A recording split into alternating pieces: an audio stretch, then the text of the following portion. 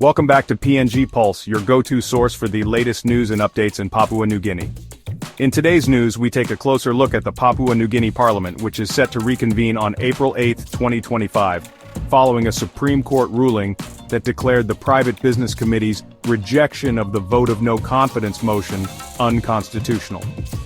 The motion, which was initially filed on November 27, 2024, seeks to remove Prime Minister James Marape and replace him with Sir Peter Ipatas, the Governor of Enga Province, as nominated by the opposition. Upon reconvening, the Private Business Committee will meet on April 9, 2025, to deliberate on the motion and ensure it is placed on the notice paper. After this, Parliament will briefly adjourn and reconvene on April 18, 2025, for the final vote on the motion.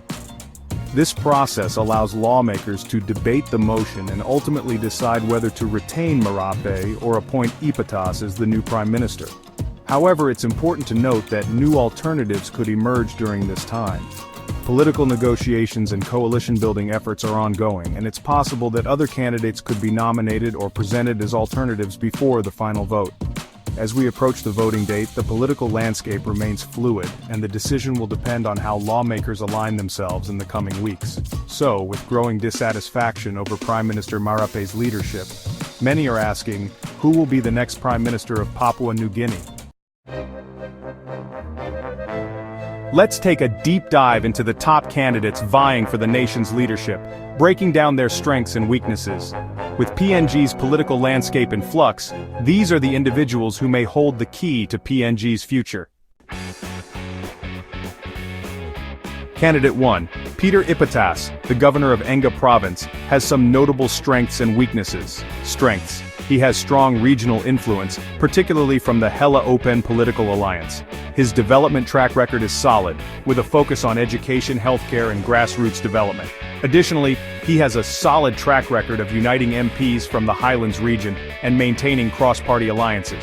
Weaknesses: he has a limited national profile, being known more regionally and lacking the widespread national appeal of other candidates. His focus on regional development may not translate into a national agenda. Candidate 2, Allan Bird, the Governor of East Sepik Province, also comes with his own set of strengths and weaknesses. Strengths: he is a strong advocate for governance reforms and anti-corruption measures. Bird has been vocal about fighting corruption and ensuring that funds are used for their intended purposes. Additionally, he could bridge the divide between highlands and coastal provinces, gaining support from both regions. Weaknesses: his reformist stance may alienate some traditional political players, making it difficult to form a stable coalition. Furthermore, he has limited executive experience, lacking experience in holding a national ministerial portfolio, which could be a hurdle in managing a complex government. Candidate 3, Gary Juffa, the Governor of Oro Province, is an interesting figure in Papua New Guinea's political landscape. Let's take a closer look at his strengths and weaknesses. First, his strengths. Juffa is well known for his anti-corruption stance. He's committed to integrity and transparency in government. This has earned him a lot of respect. Additionally, he has a strong following among youth and civil society. His focus on tackling unemployment and improving education resonates well with these groups. Juffa is also an advocate for policy innovation. He champions sustainable development and environmental protection, which aligns with global trends. However, there are some weaknesses to consider. His outspoken nature can make it tough to secure support from established political factions. Moreover, while he is influential in Oro, his national appeal is still a work in progress. So while Juffa has many strengths, he also faces significant challenges. Candidate 4, Rainbo Paita, the minister assisting the Prime Minister, has a mix of strengths and weaknesses. Strengths: economic leadership. As a former finance minister, Paita has a deep understanding of Papua New Guinea's fiscal challenges and debt management. Political acumen: he's skilled at navigating the coalition politics of PNG, which positions him well for securing support in parliament. Continuity: his leadership could ensure the continuity of economic and financial reforms, particularly those begun under the current administration. Weaknesses: public perception. His involvement in the controversial UBS loan scandal during the O'Neill era has damaged his reputation. leadership style. His boldness is evident in his decision to break ranks with the PNG government and orchestrate dissent within Prime Minister Marape's regime. Candidate 5, James Nomane, the deputy opposition leader, also brings a unique set of strengths and weaknesses to the table. Strengths: constitutional advocacy. Nomane has been vocal about upholding the Constitution. He successfully challenged the rejection of the vote of no confidence in court, ensuring parliamentary accountability. Opposition leadership. He has demonstrated the ability to unite various opposition factions against Marape's government.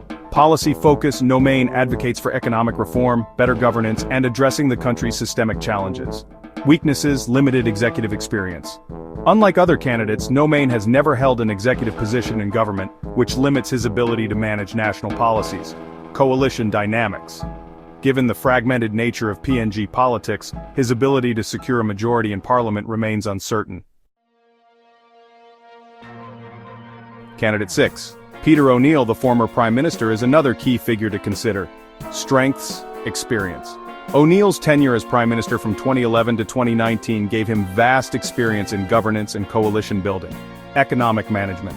He oversaw positive economic growth during his tenure, even amid global commodity price fluctuations.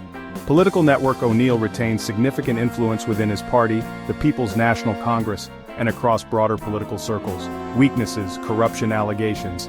His tenure was marred by accusations, including the UBS loan scandal and Paracaget, which continued to tarnish his reputation. Public trust. While influential, O'Neill's public image remains mixed due to unresolved corruption allegations and legal controversies. So, what's next for Papua New Guinea? With the vote of no confidence set to take place on April 8, 2025, PNG is at a political crossroads. The question remains, who will rise to the challenge of leading the country through its economic and political struggles? Peter Ipatas has been nominated as a potential successor to Prime Minister James Marape. However, there are also other viable alternatives, such as Allan Bird, James Nomane, Gary Juffa, and Rainbo Paita, who bring their own strengths to the table. But will they be able to form a coalition that garners sufficient support? Or will a new candidate rise to the occasion as we get closer to the final vote on April 18, 2025? Each of these candidates comes with their strengths and weaknesses. The future of PNG will be shaped by the political dynamics and coalition building that unfolds in the coming weeks. What are your thoughts on the next leader of PNG? Leave your comments below. Who do you think is the best candidate to lead our nation? And don't forget to like and subscribe for more updates on this ongoing political drama right here on PNG Pulse.